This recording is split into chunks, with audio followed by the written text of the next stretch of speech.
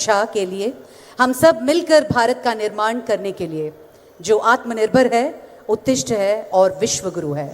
अभी हम अनुरोध करते हैं हमारे माननीय प्रधानमंत्री श्री नरेंद्र मोदी जी अपने अमूल्य संदेश प्रस्तुत करें।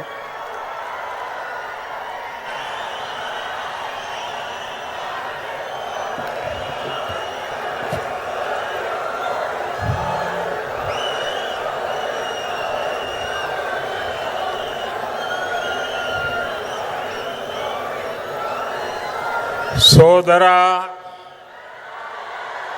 సోదరి మణులకు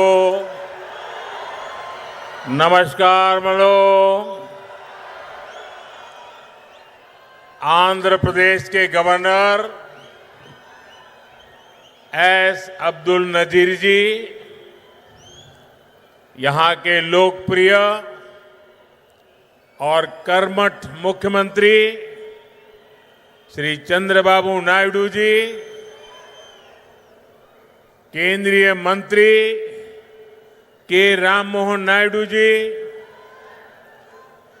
चंद्रशेखर पम्मसानी जी, भूपति राजू श्रीनिवास वर्मा जी, उप मुख्यमंत्री पवन कल्याण जी, राज्य सरकार में मंत्री नारा लोकेश जी,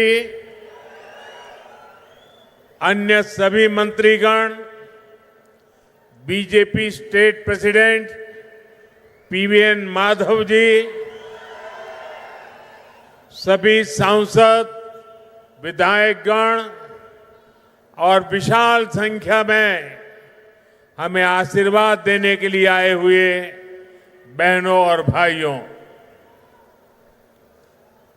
आंध्र प्रदेश गवर्नर एस अब्दुल नजीर गारी की, लोकप्रिय मुख्यमंत्री आंध्र प्रदेश चंद्रबाबु नायडू गारी की, केंद्र मंत्रुलु राममोहन चंद्रशेखर गारी की, भूपति राजू श्रीनिवास वर्मा गारी की, ఉప ముఖ్యమంత్రి వర్యులు పవన్ కళ్యాణ్ గారికి, రాష్ట్ర ప్రభుత్వంలో మంత్రి వర్యులు లోకేష్ గారికి, ఇతర మంత్రులకి, బీజేపీ రాష్ట్ర అధ్యక్షులు పీవీఎన్ మాధవ్ గారికి, ఎంపీలకు, ఎమ్మెల్యేలకు, ఇంత పెద్ద ఎత్తున ఈ సభని మమ్మల్ని ఆశీర్వదించడానికి విచ్చేసినటువంటి మా సోదర సోదరీమణులకు అందరికీ కూడా హృదయపూర్వక నమస్కారాలు। सबसे पहले मैं अहोबिलम के भगवान नरसिंह स्वामी और महानंदी के श्री महानंदीश्वर स्वामी को प्रणाम करता हूं। मैं मंत्रालय के गुरु श्री राघवेंद्र स्वामी से भी हम सभी के लिए आशीर्वाद मांगता हूं। ముందుగా మన అహోబిలం నరసింహ స్వామికి మరియు మహానంది శ్రీ మహానందీశ్వర స్వామికి నమస్కరించుకుంటున్నాను। అలా మంత్రాలయంలో గురువు గారు శ్రీ రాఘవేంద్ర స్వామి వారి ఆశీస్సులు కూడా మనందరికీ ఉండాలని కోరుకుంటున్నాను। साथियों, द्वादश ज्योतिर्लिंग स्तोत्रम के पाठ में आता है, सौराष्ट्रे सोमनाथम च श्रीशैले मल्लिकार्जुनम, यानी द्वादश ज्योतिर्लिंगों में प्रथम भगवान सोमनाथ और द्वितीय भगवान मल्लिकार्जुन का नाम एक साथ आता है। मेरा सौभाग्य है कि मेरा जन्म दादा सोमनाथ की धरती गुजरात में हुआ, बाबा विश्वनाथ की धरती काशी की सेवा का अवसर मिला और आज श्रीशैलम का आशीर्वाद मिल रहा है।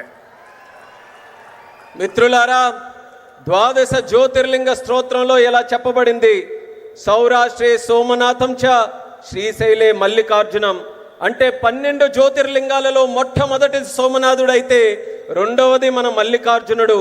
నా అదృష్టం ఏంటంటే దాదా సోమనాథుని భూమి అయిన గుజరాత్లో నేను జన్మించాను, అలాగే బాబా విశ్వనాథుని భూమి అయిన కాశీకి సేవ చేసే అవకాశం నాకు లభించింది। మరియు ఈరోజు నేను శ్రీశైలం స్వామివారి ఆశీస్సులు ఈరోజు పొందాను। साथियों, श्रीशैलम में दर्शन के बाद मुझे शिवाजी स्फूर्ति केंद्र जाकर उन्हें श्रद्धांजलि अर्पित करने का अवसर मिला। मैं इस मंच से भी छत्रपति शिवाजी महाराज को नमन करता हूं। మిత్రులారా, శ్రీశైలం దర్శనం తర్వాత ఛత్రపతి శివాజీ స్ఫూర్తి కేంద్రాన్ని సందర్శించుకొని ఆయనకు నా శ్రద్ధాంజలి అర్పించుకునే అవకాశం కూడా లభించింది. ఈ వేదిక నుంచి మరొకసారి ఛత్రపతి శివాజీ మహారాజ్కి కూడా నా నివాళులు అర్పించుకుంటున్నాను. मैं अल्लमा प्रभु और अक्क महादेवी जैसे शिव भक्तों को भी प्रणाम करता हूं। मैं श्री उయ్యాలవాడ नरसिम्हा रेड्डी गारू और हरि सर्वोत्तम राव जैसे महान स्वतंत्र सेनानियों को श्रद्धापूर्वक नमन करता हूं। అల్లమ్మ ప్రభు మరియు అక్క మహాదేవి వంటి గొప్ప శివభక్తులకి కూడా నేను నా నమస్కారాలు తెలియజేసుకుంటున్నాను. శ్రీ ఉయ్యాలవాడ నరసింహారెడ్డి గారు మరియు హరి సర్వోత్తమరావు గారు వంటి గొప్ప స్వాతంత్ర సమరయోధులకి కూడా నా శ్రద్ధాంజలి అర్పించుకుంటున్నాను. साथियों, हमारा आंध्र प्रदेश स्वाभिमान और संस्कृति की धरती है और साथ ही साइंस और इनोवेशन का सेंटर भी है। यहां असीमित संभावनाएं भी है और युवाओं का अनंत सामर्थ्य भी है। మిత్రులారా, మన ఆంధ్రప్రదేశ్ ఆత్మ గౌరవానికి మరియు సంస్కృతికి నిలయం. మరి ఇది సైన్స్కు ఇన్నోవేషన్కి కూడా ఒక కేంద్రం. ఇక్కడ అనంతమైన అవకాశాలు ఉన్నాయి మరియు ఇక్కడ యువతకి అపారమైనటువంటి శక్తి కూడా కలిగి ఉంది. आंध्र को अगर जरूरत थी तो सही विजन और सही नेतृत्व की जरूरत थी। आज चंद्रबाबू नायडू गारू और पवन कल्याण गारू के रूप में आंध्र के पास वो विजनरी लीडरशिप भी है और केंद्र सरकार का पूरा सहयोग भी है। ఆంధ్రాకి ఏదైనా అవసరం ఉంది అంటే ఒక సరైన విజన్ మరియు సరైన నాయకత్వం తాలూకు అవసరం ఉంది. నేడు చంద్రబాబు నాయుడు గారు మరియు పవన్ కళ్యాణ్ గారి రూపంలో ఆంధ్రాకి ఆ శక్తివంతమైనటువంటి నాయకత్వం ఉంది మరియు కేంద్ర ప్రభుత్వం తాలూకా పూర్తి మద్దతు కూడా లభిస్తుంది. साथियों, पिछले 16 महीनों में आंध्र प्रदेश में विकास की गाड़ी तेज गति से दौड़ रही है। डबल इंजन की सरकार में अभूतपूर्व प्रगति हो रही है। आज दिल्ली और अमरावती मिलकर तेज विकास की दिशा में आगे बढ़ रहे हैं। మిత్రులారా, గత 16 నెలల్లో ఆంధ్రప్రదేశ్లో అభివృద్ధి తాలూకా వాహనం శరవేగంగా కదులుతుంది. డబుల్ ఇంజిన్ ప్రభుత్వంలో రాష్ట్రం అపూర్వమైన ప్రగతి కూడా సాధిస్తుంది. నేడు ఢిల్లీ మరియు అమరావతి ఈ రెండు కలిసి వేగవంతంగా అభివృద్ధి వైపు ముందుకు సాగుతున్నాయి. और जैसा चंद्रबाबू ने कहा, इस तेज गति को देख करके मैं कह सकता हूं कि 2047 में आजादी के जब 100 साल होंगे, विकसित भारत होके रहेगा। చంద్రబాబు గారు చెప్పినట్టు నేను చెప్పగలను, 2047 నాటికి ఎప్పుడైతే భారతదేశం 100 సంవత్సరాలు స్వాతంత్రం సంపాదించుకుని తయారవుతుందో ఆనాటికి ఖచ్చితంగా ఈ భారతదేశం వికసిత భారతదేశంగా తయారవుతుంది. अभी बाबू ने बहुत ही भावना के साथ अपने विचारों को व्यक्त किया, लेकिन मैं विश्वास से कहता हूं कि 21वीं सदी हिंदुस्तान की सदी होने वाली है। 21वीं सदी 140 करोड़ हिंदुस्तानियों की सदी होने वाली है। ఇప్పుడు బాబు గారు ఎంతో ఆవేదనతో భావాలతో మాట్లాడారు. అదే రకంగా నేను కూడా చెప్పగలను, ఈ 21వ శతాబ్దం భారతదేశం తాలూకా శతాబ్దం. ఈ 21వ శతాబ్దం భారతీయులు 140 కోట్ల భారతీయుల తాలూకా శతాబ్దం ఇది. साथियों, आज भी यहां सड़क, बिजली, रेलवे, हाईवे और व्यापार से जुड़े कई प्रोजेक्ट्स का उद्घाटन और शिलान्यास किया गया है। ये प्रोजेक्ट्स राज्य में कनेक्टिविटी को मजबूत करेंगे, इंडस्ट्री को बढ़ावा देंगे और लोगों के जीवन को आसान बनाएंगे। మిత్రులారా, నేడు రోడ్లు, విద్యుత్ రంగం, రైల్వే, హైవేలు మరియు వాణిజ్యానికి సంబంధించిన అనేక ప్రాజెక్టులకి శంకుస్థాపన మరియు ప్రారంభోత్సవం చేసుకుంటున్నాం. ఈ ప్రాజెక్టుల వల్ల రాష్ట్రంలో కనెక్టివిటీ బలోపేతం అవుతుంది మరియు పరిశ్రమలకి ఊతమిస్తూ మరియు ప్రజల జీవితాన్ని కూడా సులభం చేసే అవకాశం కల్పిస్తుంది. इन परियोजनाओं से करनूल और आसपास के इलाकों को बहुत फायदा मिलेगा। मैं इन परियोजनाओं के लिए राज्य के सभी लोगों को बधाई देता हूं। ఈ ప్రాజెక్టుల వల్ల కర్నూలు మరియు పరిసర ప్రాంతాలకు ఎంతో ప్రయోజనం చేకూరుతుంది. ఈ ప్రాజెక్టుల కోసం రాష్ట్ర ప్రజలందరికీ కూడా మరొక్కసారి నా తాలూకా అభినందనలు తెలియజేసుకుంటున్నాను. साथियों, किसी भी देश और राज्य विकास के लिए एनर्जी सिक्योरिटी बहुत जरूरी है। आज यहां बिजली के क्षेत्र में अराउंड 3000 करोड़ रुपीस का ट्रांसमिशन प्रोजेक्ट शुरू हुआ है। इससे देश की एनर्जी कैपेसिटी और बढ़ेगी।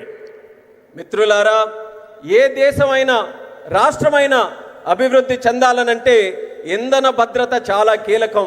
నేడు విద్యుత్ రంగంలో కూడా దాదాపు 3000 కోట్ల రూపాయలు విలువైన ట్రాన్స్మిషన్ ప్రాజెక్టులు కూడా మనం ప్రారంభించుకుంటున్నాం. దీని ద్వారా దేశం తాలూకా ఇంధన సామర్థ్యం కూడా మరింత పెరగబోతుంది.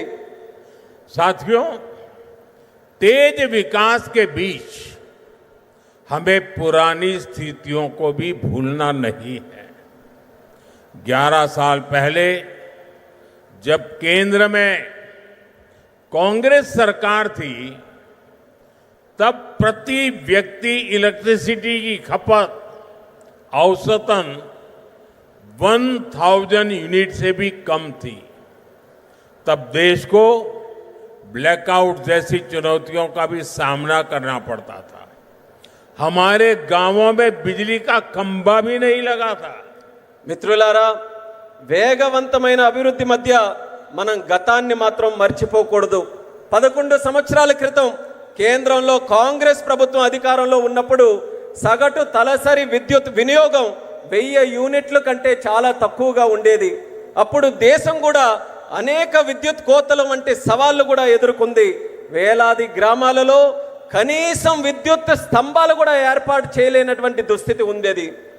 आज क्लीन एनर्जी से लेकर देश के टोटल एनर्जी प्रोडक्शन तक भारत हर क्षेत्र में नए रिकॉर्ड बना रहा है।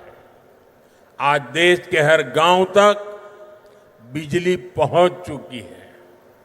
प्रति व्यक्ति इलेक्ट्रिसिटी का इस्तेमाल बढ़कर 1400 यूनिट हो गया है। इंडस्ट्री से लेकर हाउस होल्ड तक सबको पर्याप्त बिजली मिल रही है।